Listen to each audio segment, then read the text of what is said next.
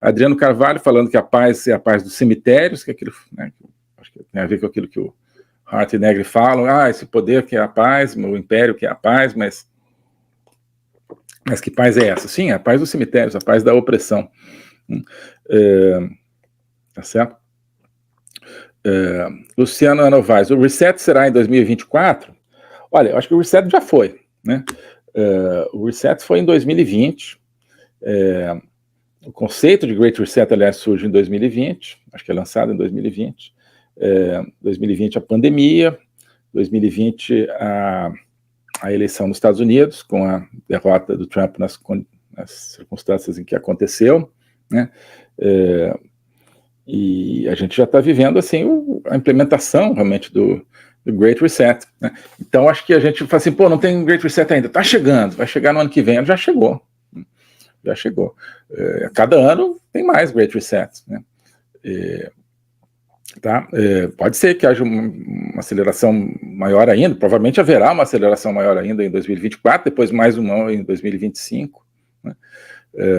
Mas vamos ver. Em busca da verdade. Ernesto, boa noite. Adeptos do globalismo marxista, como artistas, políticos, etc., aderem à ideologia por desejo de poder ou são, na sua maioria, só massa de manobra mesmo? Dominarão ou serão dominados? Olha, a grande maioria são massa de manobra por conveniência, né? Acho que a grande maioria não tem capacidade de formulação, talvez não tenha, né?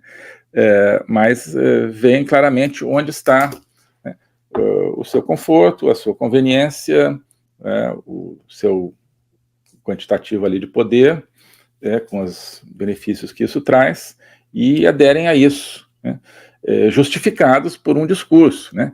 Então, negócio, os corruptos brasileiros. Uma coisa seria assim, sou corrupto mesmo, vou roubar, eu gosto de roubar, vou roubar, né? Isso é difícil o ser humano incorporar isso, né? O ser humano tem o bem no seu eixo, né? Então, na sua própria estrutura psicológica, é difícil que seja assim, né? É difícil que seja assim. Então, o corrupto fala assim, não, olha só, isso aqui é a política, né? Isso aqui é o centro democrático, nós somos democráticos aqui, porque olha só, não, tem os fascistas aí querendo acabar com a política, porque querem implementar um regime autoritário, imagina, né? Então precisamos defender aqui, isso aqui é o Estado Democrático de Direito, daqui minha propina aqui, né? Então acho que esse é o problema ainda, né? É o problema que a gente ainda tem, que é esse véu cobrindo a nudez da corrupção no Brasil, mas é aquilo também, como as pessoas estão se dessensibilizando, daqui a pouco, né, esse véu vai sendo levantado, como já está sendo levantado, né, e existe uma aceitação de algo que seria escandaloso alguns anos atrás, né, mas tá certo. Ernesto, o biopoder será sociedade fechada? Pergunta o Valdinei aqui, que é lá do nosso curso. Sim, um tipo muito especial e muito poderoso de sociedade fechada, né?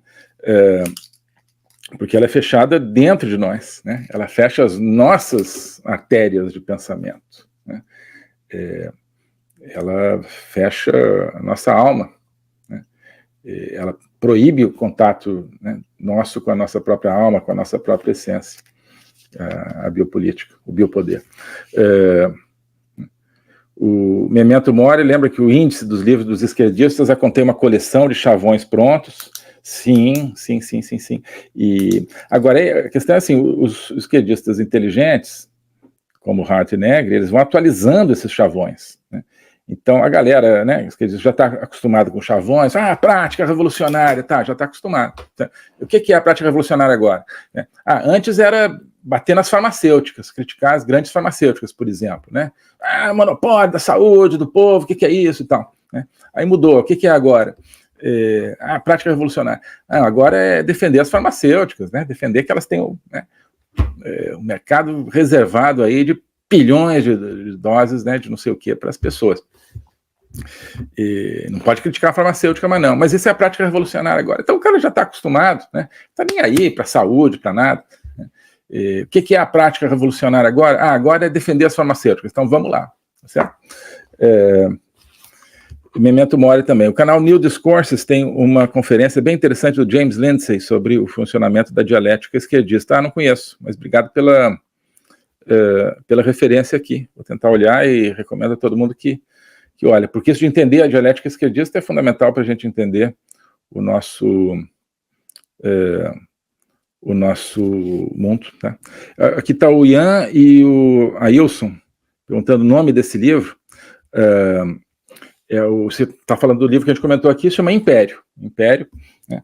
É fácil de... Deixa eu procurar aqui bom, a capa do livro está aqui na capa da minha live, tá? Que aí ele tem, inclusive, o nome dos autores direitinho, né? Então, Michael Hart é H-A-R-D de dado, T de tatu, e Antônio Negri, obviamente é Antônio Negri, e em português bom, a capa que eu botei é do inglês, mas em português é Império, simplesmente. Tá? A Bela Nascimento, gostei muito de chancelar da sua live do dia de hoje. Eu não assisto ao vivo, a última que o senhor estava na Espanha. Eu não assisti ao vivo a última que o senhor estava na Espanha. E vi depois, excelente. Que bom, Bela, que bom que você gostou. Obrigado por estar sempre aqui conosco. Não, pois enfim, na Espanha até foi uma hora diferente, acabou tendo um probleminha técnico, porque eu estava sem o material todo que eu uso aqui. Mas então, que bom que você acha que valeu a pena. E hoje, obrigado também, né, eu pretendia falar um pouco mais como eu disse, dos atores e como eles estão implementando esse império, né, e como ele está sendo implementado no Brasil, mas acabamos ficando mais com a base teórica que nos dá já uma noção de como é essa atualização do marxismo no globalismo. Isso facilita que a gente enxergue melhor, né, nas próximas lives, tudo que discutimos aqui sobre China, PCC, e Davos e o Brasil, obviamente. O Ian está lembrando aqui, China, Davos e crime organizado. E pergunta, a oligarquia russa se encaixa onde? Então, a oligarquia russa se encaixa na China e se encaixa no crime organizado, né? A Rússia é um Estado, né, com uma fachada democrática e um funcionamento institucional de máfia. Sinto muito, né? Adoro a Rússia como civilização, Dostoiévski, admiro muito, mas é assim que funciona o país. Então, só não se encaixa tanto em Davos, mas né? O poder está sempre sendo canalizado para alguma parte desse esquema, né? Então, o que estão aproveitando, por exemplo, a guerra da Ucrânia, né? Para promover a China como grande modelo econômico e paradigma mundial. O que isso significa? É ruim para os Estados Unidos? Sim, claro, mas a questão não é que isso é ruim para os Estados Unidos, a questão é que é ruim para a liberdade, para uma sociedade decente no mundo, né? É bom para a imposição do império.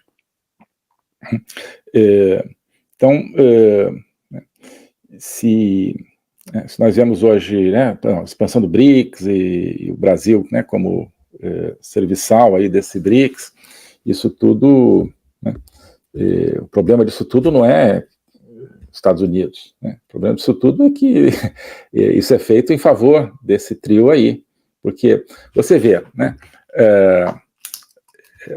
a Rússia é obviamente aliada e sustentada pela China, né? O Fórum de Davos, né, Klaus Schwab propõe a China como grande modelo do futuro da humanidade.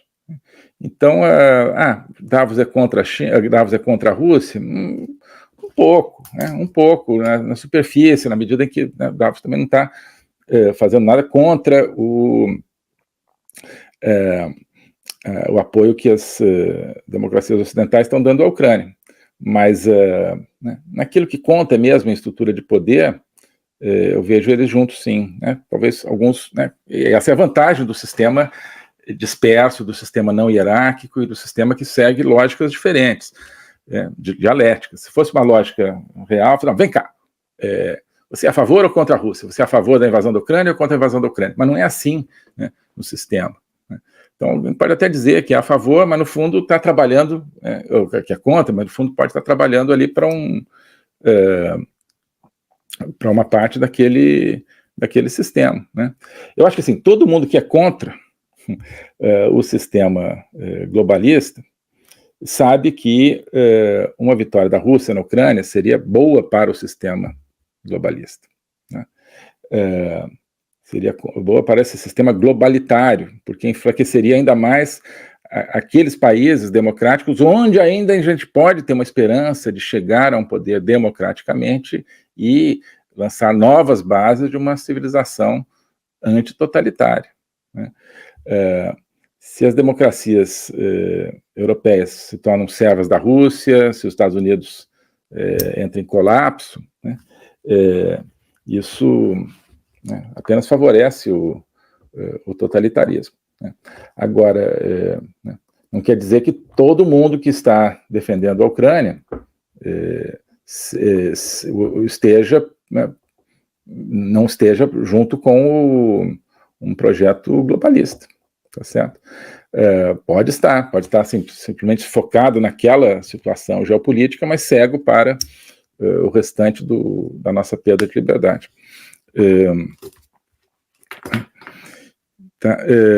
Bom, a gente vai ter que, como sempre, acelerar aqui, já estamos com quase 3 horas de live. Então, Ian Teixeira, você acha que alguns desses atores do globalismo não têm acelerado esse processo em virtude da sua percepção que os tempos estão passando, estão ficando velhos, correndo risco de não verem a plenitude dessa estrutura instalada? Interessante, né? Interessante. Pode ser. Pode ser, o caso do Jorge Soros e de outros, Klaus Schwab. Mas acho que esse pode ser um dos elementos, talvez haja outros, né? Possivelmente há outros também. Que, claro, eles sabem que eles são substituíveis, mas ao mesmo tempo eles, claro, querem assumir o máximo de poder durante a sua vida. Acho que isso tem muito a ver com o expansionismo russo do Putin. Putin, enfim, acho que tem 70 anos, 72, uma coisa assim. Né? Não sei se ele pensa viver para sempre, provavelmente não. Então, né, quer chegar ao máximo de poder nesse período. A China tem mais paciência, mas também não sei se é tanto agora, porque está muito personalizado na figura do Xi Jinping, né? Mas é interessante o que se levanta. Claro, acho que tudo tem essa dimensão psicológica, assim, entre outros.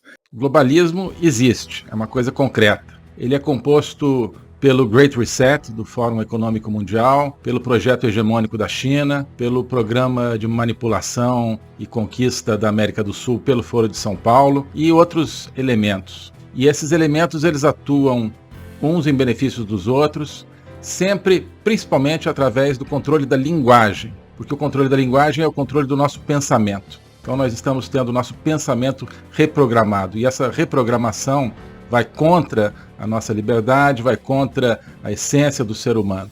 Isso é o globalismo. Com base nesse estudo, nessa experiência, é que eu criei o curso de Logopolítica. Toda semana eu dou aulas sobre geopolítica, literatura, filosofia, cultura de um modo geral, tudo isso em conjunto formando um espaço de conhecimento que eu denomino a logopolítica, para nós não apenas entendermos a ameaça do globalismo, mas podermos nos contrapor a ela. Se você quiser entrar nesse projeto de conhecer o globalismo e enfrentar o globalismo, clique aqui